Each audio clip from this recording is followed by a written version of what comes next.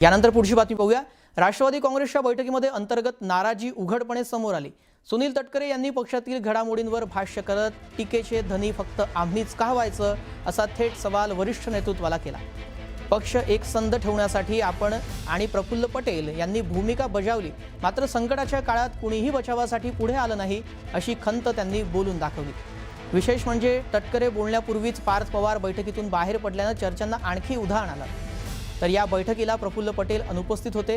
मुंबईमध्ये अजूनही प्रफुल्ल पटेल बैठकीला अनुपस्थित असल्याने नवी चर्चा यातून आता सुरू झाली।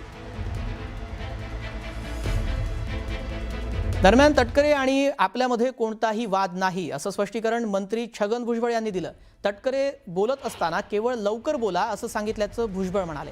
तसेच महायुतीच्या आमदारांना निधी देण्यासंदर्भात बैठकीमध्ये चर्चा झाल्याची माहिती भुजबळांनी दिली आहे।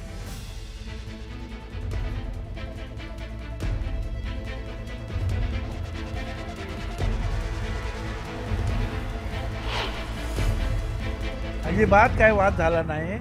त्याच्यामध्ये जास्त बोल मी म्हटलं या मुद्द्यावर बोला रे, आता वेळ होत आहे, आम्हाला जायचं आहे, 8 वाजता मीटिंग आहे आमची।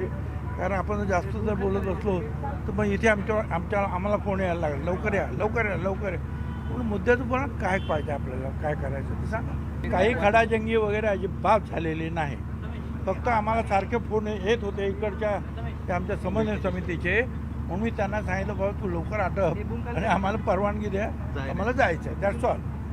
तर काय त्याला पण तुम्ही चर्चेला सुद्धा तुम्ही म्हणणार की भांडण झालं आणि तंटे झालं, ते काय चुकीचं आहे। जे मंत्री आहेत त्या मंत्र्यांनी 30% ठेवावं, मग आम्ही म्हटलं 15% ठेवा आणि बाकीचं सगळ्या आमदारांना म्हणजे महायुतीच्या आमदारांना वाटप करा। मुख्यमंत्र्यांनी सांगितलं नाही 15% सुद्धा काय ठेवायचं, फक्त 10% मंत्र्यांच्याकडे ठेवायचे, बाकी सगळे 90% जे आहेत महायुतीला वाटप करून टाका।